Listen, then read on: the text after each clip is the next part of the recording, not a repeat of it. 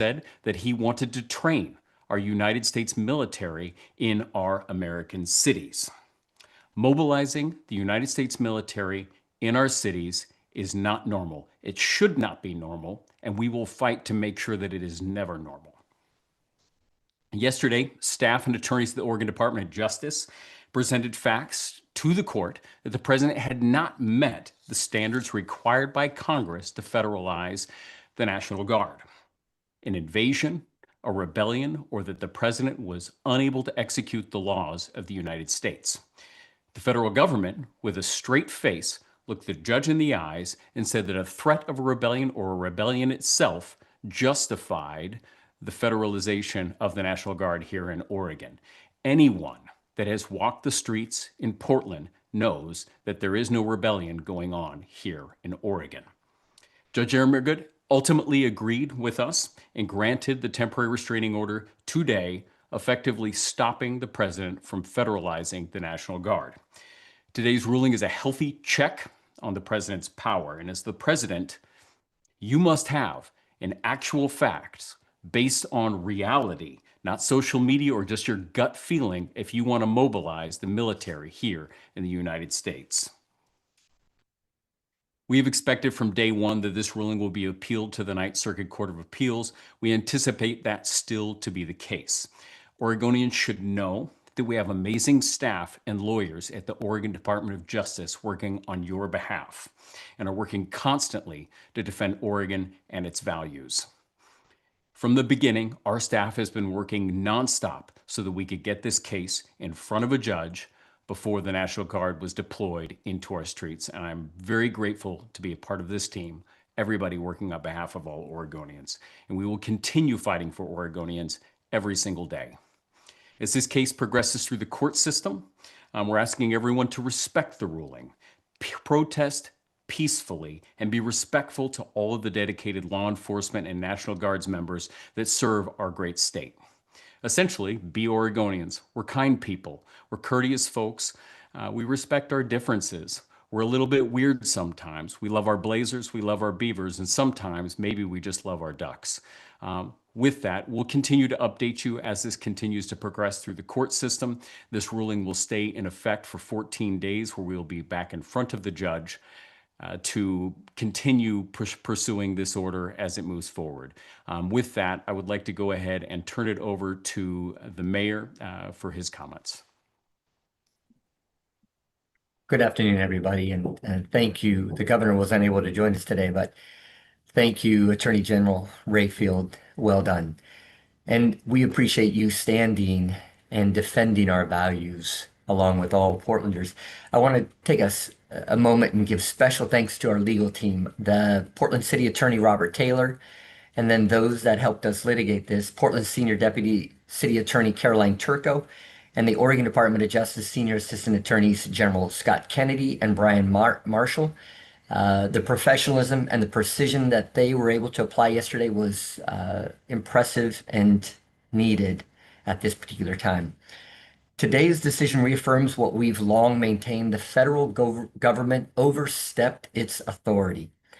As the judge noted in her decision, we provided substantial evidence that the protests at the Portland ICE facility were not significantly violent or disruptive in the days or even the weeks leading up to the president's directive on September 27. Put simply, we won through peace. And we've shown we can hold those who engage in violence or destruction accountable. I've said from the very beginning, the number of federal troops that are needed or wanted is zero. We accomplish more when we're together, and we accomplish far more when we are peaceful, purposeful, and we focus on the legal process than we ever could simply just lashing out. We will continue to intervene when we see law-breaking behavior, just as we'll continue supporting the First Amendment rights of free expression. It is clear that deploying unaccountable federal troops and forces only inflames tensions. It disrupts local businesses and diverts resources from the pressing need of our neighbors and neighborhoods. It's time to fund our roads and bridges, help build houses. It's time to fund schools and healthcare instead of sending agents or troops. My focus as mayor is simple: keep our communities safe and our Oregon National Guard serving Oregonians that are our neighbors and a resource in times of great need, not being used as political props. Securing a temporary restraining order was a necessary step, but our work to protect Portland immigrant communities must continue. The conduct of federal agents at the ICE facility remains troubling.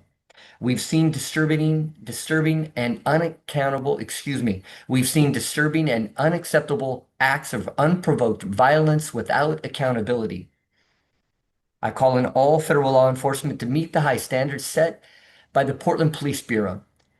We need them to focus on transparent use of force, clear officer identification, strict limits on chemical munitions, and mandatory body-worn cameras. The Federal Protective Service's core values are service, integrity, honor, and vigilance. Now is the time to live up to those principles, not erode them with masks and violence. Anyone willing to lend a hand to Portland has a seat at our table, including the federal government. Federal resources should expand affordable housing, boost economic opportunity, and strengthen social services, not undermine local governance, escalate conflict, or divert attention from the real needs of our communities. Portland will use every tool at our disposal to defend the Constitution and protect the rights of every resident. So thank you for this opportunity. Now the Attorney General and Mayor will take questions. So if you have a question, please use the raise hand function and I will call on folks one at a time. Please also share your name and the outlet that you're with. First, I see Celine Stevens. Hi, thank you so much for holding this briefing and taking our questions. My first question is, how soon will we know what happens with these troops? I know Senator Merkley said they were on the coast training. Just what's in their future? Do they wait there until the 14 days pass? Kind of what's in the future for the troops? Yeah, and effectively, the order would place the National Guard back under the command of the governor at this time. I think, as you saw in some analogous cases in California, the temporary restraining order was immediately appealed up to the Ninth Circuit. We will see whether the federal government wants to appeal this ruling up, and depending on how some of these things go, you might get an administrative stay of the ruling. We'll see how these facts unfold, but it's a little bit uncertain on how that'll definitively unfold. Next, we have K2.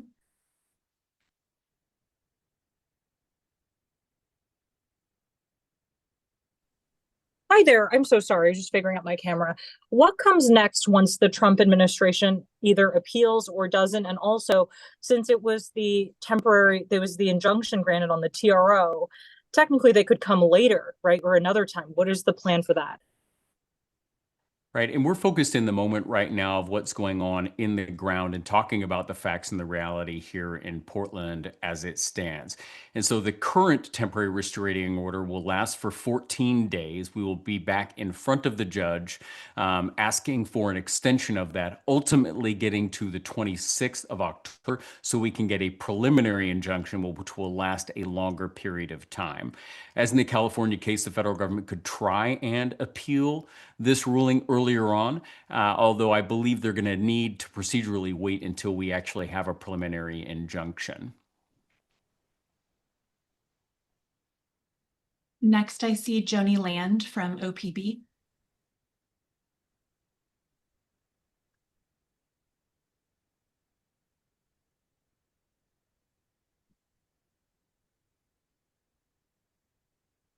And Joni, we can't hear you.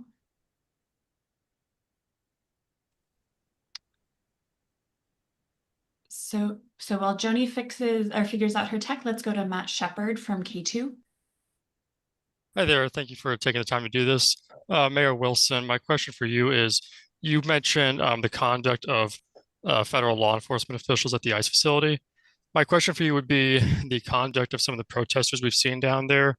We've seen multiple protesters blocking the driveway of the ICE facility, trying to prevent them from doing their job, as well as screaming in the faces of law enforcement officials. what's your message to those protesters who are engaged in that behavior? Well, first and foremost, Portland is a peaceful city. We advocate and we want peace and calm. We don't certainly want anything to escalate this at this time. It's not so much their conduct as I'm just asking for the entire city to just de-escalate and to disengage from the ICE facility. Today was a good day. Peace wins today. Fact matters. Facts matter. That's what we need to focus on today. So we just need to de-escalate and step away from that event. We don't want to incite or have any interactions with ICE at this time. All right, thank you. I appreciate that. Let's come back to Joni from OPB. Can you hear me now? Yes. Yeah. Thank you so much. Sorry about that. My question is, what if the Trump administration does not follow the order? If that happens, what are ways that the state of Oregon could fight that, or the city of Portland? Yeah, and this is something we've talked a lot about from the going all the way back to January. What I can say consistently, when we've had definitive orders coming from the bench, for the most part, the Trump administration has followed those orders. There are some where I believe that they have played fast and loose with the facts. And that's incredibly polite with how I feel on some of the more gray areas. This ruling was very clear and definitive, and I would expect the Trump administration to follow the order coming from the bench. If it were something unusual to happen where they were not to follow this order, there are additional proceedings that we can take up with the bench where we can hold the Trump administration accountable, contempt proceedings, and the like. Although, again, as history has indicated with the other court rulings that the state of Oregon has been successful in, they have followed those rulings. Next, Alex Baumhart. Hi, sorry if I'm doubling down on anything somebody else has asked before. Have either of you been in touch with Governor Pritzker in Illinois? And do you have any sense that he's about to walk down the same path you just walked down? What I have not had any contact with the governor. We regularly are in contact with Democratic attorneys general across this country as we work together to hold the line, what is right now becoming this normalization of the United States military in our cities. And so I know AG Raoul in Illinois is working hard to protect his citizens over there, and I assume he's doing that in concert with the governor. But again, that was some facts that we learned this morning that was going on. Again, eerily similar to what's going on here in Oregon. I don't know what the specifics or the facts on the ground in Illinois, obviously. We've been laser focused here in Oregon. Yeah, I haven't had any conversations with the governor, but I did have a meeting this week with Mayor Johnson, my counterpart in Chicago, just to compare notes. And he's been experiencing this heightened sense of awareness for the last couple of months, where this has been relatively new for us. But it's disheartening to see our cities being used as military targets when we should be focusing on delivering service to our constituents as opposed to readying our communities for things that aren't helping us move forward. And can I ask really quickly while I have you, during the hearing, it sounded like the lawyers for the government were trying to ask the judge not to expand the temporary restraining order beyond Portland, to make it limited to Portland. Do you understand, or do you know why that is? Or I guess as a non-lawyer reading the tea leaves here, is this sort of ginning up the federal government? I guess they're interested in other parts of Oregon. It's tough to know exactly why the federal government does anything. For instance, as a lawyer, I would never sit there and talk about the president's Truth Social and some of my opening comments. So there's a little bit of absurdness to the reality that's going on in our courts right now. And so I'm not really sure exactly what's behind their thoughts. But this is just limited to Portland, right? Correct. Okay. So I guess, do you prepare for the worst case scenario being they go to other parts of Oregon? Well, and here's the thing. This court ruling shows that you have to have the prerequisites to be able to federalize the National Guard. That's what Congress intended. That's what should happen, right? And so if we did have a significant event in Eastern Oregon where the president meet the conditions to federalize the National Guard, that's what Congress intended. That's what the statute is for. So this is really limited to the set of circumstances that we're addressing here in Portland right now. And that's why it's confined and should be, because it makes sense to be confined to that. If they were to violate this statute again, you better believe that we would have a lawsuit in the court in no time challenging it once again. Gotcha. Thank you. All right, the next hand I see is from Maxine Bernstein.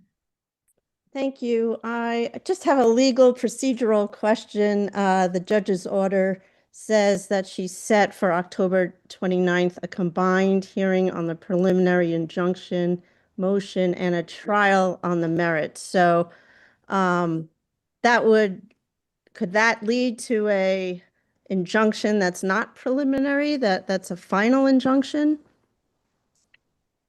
Yes, and that is exactly what the 29th is intended. That's kind of your longer proceedings where you would get finality on the order. Obviously, once you start getting finality in the case like that, that's when these things start getting appealed. And that's what we would expect at that time if we're successful during that hearing. Thank you. All right, next up, Dietrich Nauth from Reuters. Hi, I saw this was a ruling from a Trump-appointed judge. Does that give you any comfort that, Republican-appointed judge is willing to uphold the rule of law in this case? What I would tell you is, I really have always disliked calling judges a Trump-appointed judge or a Democrat president-appointed judge because it really, I think, goes against this notion that we're supposed to have an independent judiciary. I think we live in a time where people are looking for third-party validators, and we really start grasping onto this. But I have this belief that when most lawyers and judges get put on the bench, they put the robe on and they do their absolute best as human beings to discard that bias that we just have sometimes in our personal lives. So it is what I hope a message to people that start to question the independence of our judiciary, because we have a president that wants to attack that because he does not like the orders that are coming out of the bench. Hopefully this is a testament to those folks to give a little bit more confidence in our judiciary, that people are willing to exercise their independence as jurists and actually apply the rule of law in this country, because that is the backstop to this expansion of executive power that has been unprecedented over the last 9 months.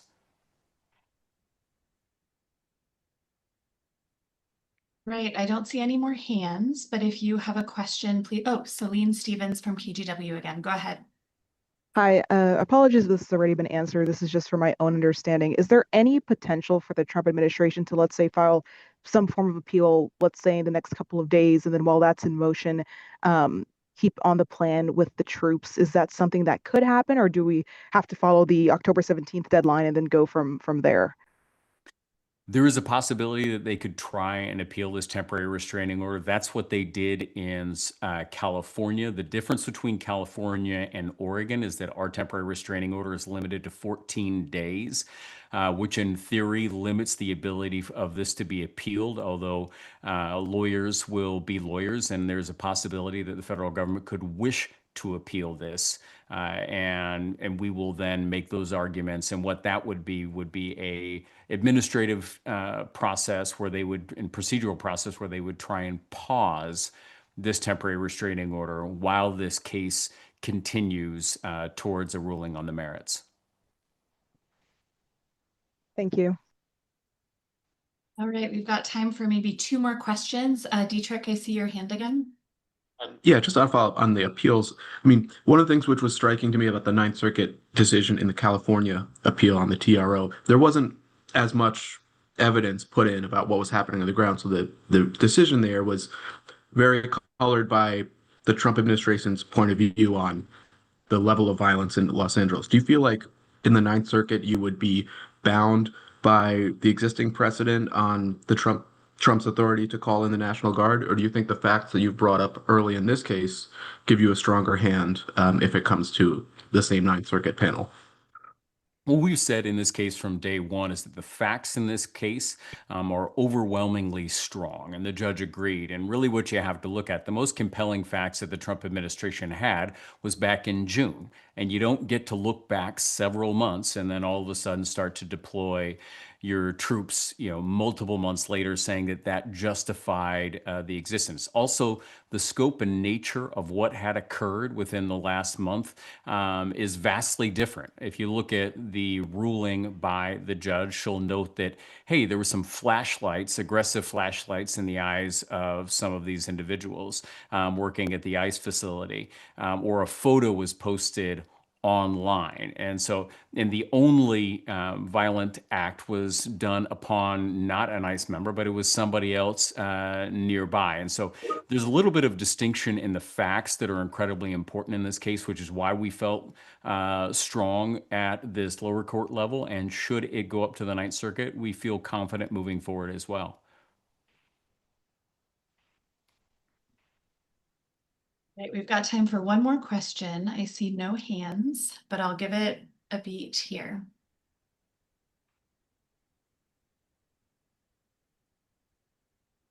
All right, seeing no more hands, Attorney General and Mayor, I will turn it back to you for closing remarks if you have them. No, again, I would just say I think the partnership with the governor's office, partnership with the mayor's office and their team of attorneys, and then truly, it's always humbling to be a part of state service and see the amazing people that do the work on the ground, that will work through the weekend, through the evenings, because they believe the work that is being done on behalf of all Oregonians. So proud to be a part of their team, and I'll turn it over to the mayor. Yeah, and AG, I just want to thank you and your team, the governor as well, for helping us through this very difficult time. I just want everybody to know Portland is a peaceful city. This narrative was manufactured. The actual facts on the ground are one of peace. We haven't had the issues that were created in the national narrative. We knew this locally, and our attorneys successfully were able to make that compelling argument yesterday.